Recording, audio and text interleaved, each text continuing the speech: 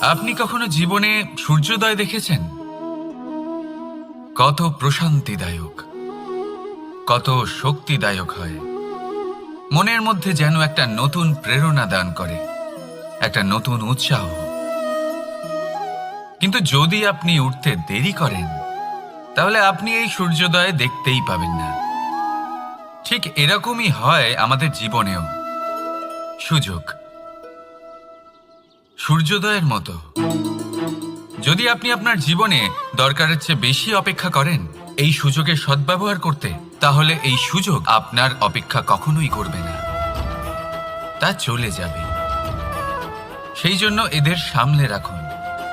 সঠিক সময় আসলে এই সুযোগের সদ্ব্যবহার করুন, নিজের কর্মকে সম্পূর্ণরূপে সার্থক করুন।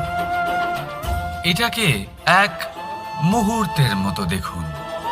যদি এরকম করেন, তাহলে জীবনও সূর্যোদয়ের মতোই হবে।